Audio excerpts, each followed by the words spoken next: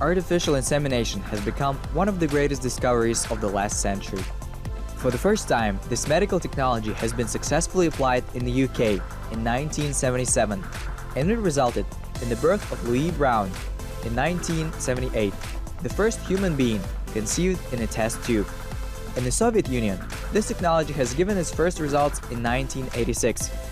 In 1990, on our planet, there were more than 20,000 of the so-called in vitro children, and by 2010, they can be counted in the millions. Application of this technology is not an idle curiosity or a passing fad. Unfortunately, according to the latest world statistics, every sixth couple is faced with the problem of infertility, and reproductive technology, for many of them, is the only solution to this issue. Until recently, out of all 100 performed in vitro fertilization, only 25 ended in the birth of children. Now, thanks to the promotion of reproductive genetics, this figure has doubled.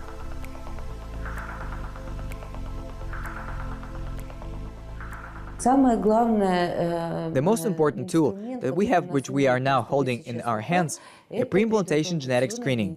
In simple words, it is an analysis that is done at the stage of 5-day-old embryo, and it makes it possible to transfer the embryo into the uterus. It helps to determine whether the child will be healthy.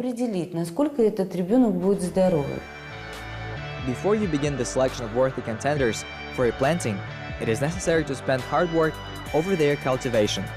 New technology, embryoscopy, incubator, which is considered the newest equipment in the technology of artificial insemination, helps these Latvian specialists in this clinic. Чтобы вырастить эмбрионы до 5-го дня, самый лучший вариант их держать в эмбриоскопе.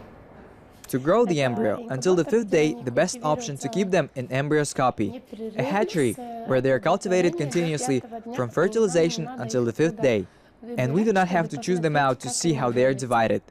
Because in conventional hatcheries, we need to look at them every morning, at what stage they are. Embryoscopy helps to see all the stages of the embryo, how it is divided. And on the 5th day, when it is necessary to do a biopsy for genetic analysis, we can see when the right moment to make this a biopsy. На 5-й день, когда надо делать уже биопсию для генетического анализа, мы видим, когда самый подходящий момент, чтобы сделать эту биопсию. Если говорить о предимплантационной генетической диагностике, она начинается с того, что If we talk about pre-implantation genetic diagnosis, it starts with the fact that the embryologists do a biopsy of the embryo on day 5 and take a few cells of trafficed derm. At this stage of development, the embryo already has two different cell lines, the inner cell mass, which itself will develop into a child, the fetus, and trafficed derm, which will develop into the placenta. And we take it for analysis. В плаценту. И ее мы забираем на анализ. To understand all the processes that happen in the offices of Ludmila and her colleagues, molecular genetics, for a person not advanced in this area, it is immensely difficult, even with thorough explanations. More or less everything is clear at the very last stage, which Ludmila affectionately calls pictures. Результат отображается следующим образом. По этой картинке дальше можно будет сказать, данный эмбрион можно переносить в полость матки или The result is displayed as follows. Looking at this picture, we can say if the embryo can be transferred to the uterus or not. Say there is a couple. They have 4 embryos, so we see the embryo number 1.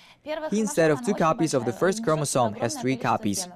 The first chromosome is very big and carries a huge number of genes.